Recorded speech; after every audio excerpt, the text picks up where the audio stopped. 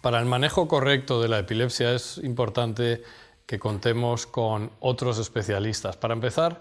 es importante la función del médico que ha seguido habitualmente al paciente, el neurólogo o el neuropediatra que ha llevado el manejo de una epilepsia hasta que aparece ya el enfoque un poco dentro de un equipo multidisciplinar de epilepsia en un centro de epilepsia. Y dentro de este equipo pues hay una serie de profesionales fundamentales. Si bien suele haber un neurólogo o neuropediatra que es el que guía el proceso y que recibe la información, tiene que tener una comunicación muy fluida con el resto de los especialistas. El neurofisiólogo es fundamental para que analice los registros y nos aporte información sobre los potenciales tipos de epilepsia que pueden reflejarse en esos grafoelementos y que también participe el neurólogo en su interpretación.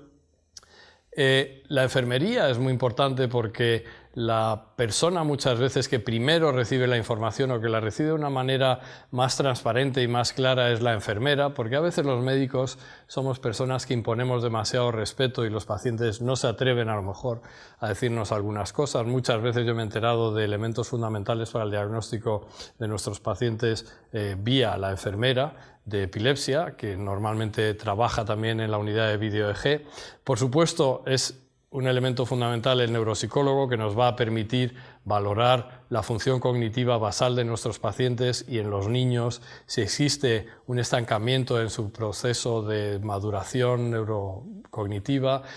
También en los ancianos el hecho de que puede estar ocurriendo un proceso neurodegenerativo y tenemos que identificarlo y lo identificamos muchas veces a partir de un deterioro o la adición de un nuevo déficit cognitivo a veces sutil.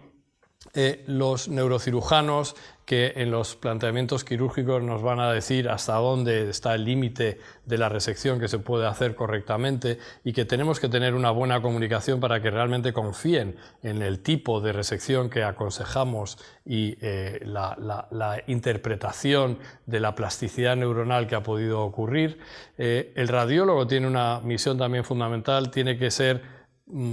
radiólogos con gran formación en neuroradiología y con técnicas avanzadas de diagnóstico por imagen, resonancia magnética, PET, SPECT y en muchas ocasiones otras técnicas que debemos integrar como la magnetoencefalografía o, en fin, lo que en el momento correcto sea preciso. También es importante, y esto adolece en la mayoría de los programas de una escasez de ello, el neurofarmacólogo que hace muchas veces una revisión exhaustiva del tratamiento farmacológico que ha recibido ese paciente y nos puede identificar medicamentos fundamentales que no fueron utilizados con suficiente rigor o que se abandonaron prematuramente y que por lo tanto serían una oportunidad para mejorar la epilepsia de algunos pacientes.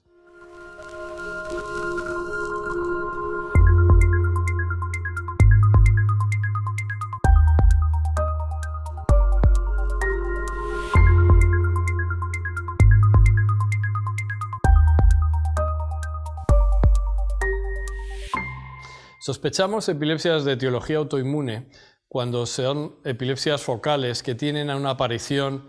relativamente explosiva, abrupta, con muchas crisis, a veces acompañados de cambios psíquicos, de alteraciones psiquiátricas, que con frecuencia dan lugar luego a un cuadro de una epilepsia crónica con o sin alteraciones en la resonancia magnética en la fase aguda como después. A veces estos pacientes desarrollan pequeñas alteraciones sutiles o incluso esclerosis temporal medial que es secundaria y que se ha visto que tiene un pronóstico quirúrgico no tan bueno como la esclerosis temporal medial primaria que aparece en la infancia.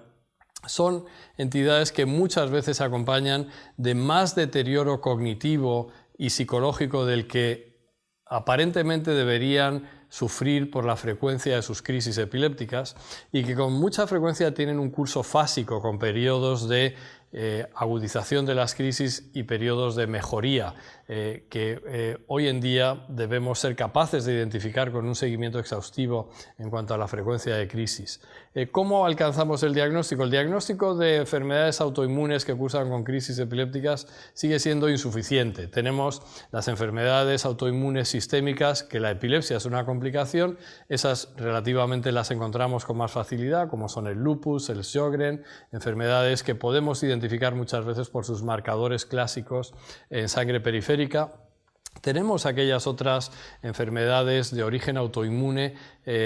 dirigidas con anticuerpos dirigidos al sistema nervioso central, aquellas que afectan directamente al citoplasma y que producen gran lesión celular, normalmente son identificables con bastante precisión mediante la historia clínica, la evolución clínica, los hallazgos de la resonancia magnética y los anticuerpos comunes que suelen ser identificables en sangre periférica y por supuesto en líquido cefalorraquídeo, pero ese otro grupo de epilepsias autoinmunes con anticuerpos antineuropilo que en la mayoría de las ocasiones no producen alteraciones en la fase aguda, pero que sí tienen este curso que he definido antes, tenemos un grupo con una serie de anticuerpos ya descritos que sí identificamos, pero hay otro grupo de pacientes que tienen el perfil clínico característico y que no encontramos el anticuerpo, probablemente o porque cuando hacemos el estudio ya no está presente o porque todavía nos falta por identificar muchos anticuerpos antineuropilo que dan lugar a este grupo de patologías. Lo importante es sospecharlo, porque hoy en día debemos ser bastante rápidos en el tratamiento con inmunomoduladores, corticoides, inmunoglobulinas intravenosas y por supuesto anticuerpos monoclonales, rituximab y otros para tratar lo más precozmente posible y de nuevo repetir a lo mejor tratamientos en esas fases de reagudización clínica aparente.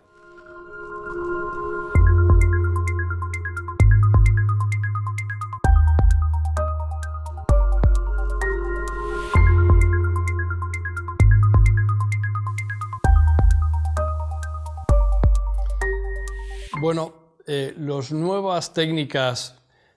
para el diagnóstico de la epilepsia están avanzando en muchas direcciones. En neuroimagen somos cada vez más precisos en identificar alteraciones sutiles. La resonancia magnética ha llegado a un nivel de definición muy elevado, pero probablemente se puede mejorar y estamos ansiosos de ver qué resultados van a tener las nuevas resonancias de 7 Tesla. Es cierto que el incremento en la capacidad diagnóstica de 0,5 Tesla a 1,5 fue muy grande. De 1,5 a 3 ya no fue tan grande, pero fue importante. Y de 3 a 7 esperamos que también vamos a tener capacidad de identificar alteraciones que se nos están escapando en las resonancias de 3 Tesla. También queremos estudios de imagen funcional de más definición. El PET es una técnica que es fácil de utilizar en comparación con otros procedimientos y que tiene una fiabilidad buena, pero le falta resolución. Los nuevos PET que utilizan más cabezales tienen más sensibilidad y van a permitirnos ver alteraciones más sutiles del metabolismo cortical. Y estamos también con muchas ganas de poder utilizarlos porque vamos a encontrar respuesta a algunas epilepsias farmacoresistentes gracias a ello. Los estudios genéticos se van a ir extendiendo progresivamente y vamos a poder identificar mutaciones y agrupaciones de mutaciones que van a explicar ciertos fenotipos y ciertas respuestas farmacológicas. Ya lo estamos viendo con mutaciones simples y ya lo estamos intuyendo cuando nos encontramos dos mutaciones y encontramos pues una doble alteración genética o una alteración genética asociada con una alteración estructural que va a explicar el fenotipo de nuestro paciente. En neurofisiología seguimos haciendo avances importantes. La electroencefalografía se ha sofisticado y hoy en día contamos con software y equipos que pueden eliminar artefactos y mejorar la fiabilidad de nuestros registros. En electroencefalografía también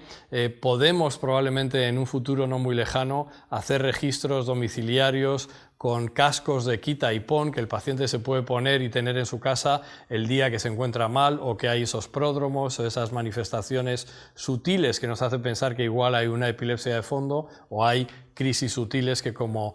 bien se sabe, a veces pasan desapercibidas para todos. Y por último, hay un gran desarrollo en sistemas para detección de crisis. Los llaman falsamente predictores de crisis, que en realidad no predicen crisis, pero sí son capaces muchas veces de diagnosticar y de identificar el inicio de una crisis en el momento más precoz posible, ya sea por un cambio en la frecuencia cardíaca o por un cambio en el patrón de sudoración corporal o por un algoritmo que incluya ciertos movimientos junto con frecuencia cardíaca y quién sabe si en el futuro junto con registros en el electroencefalograma mediante algún sistema simple de electrodos.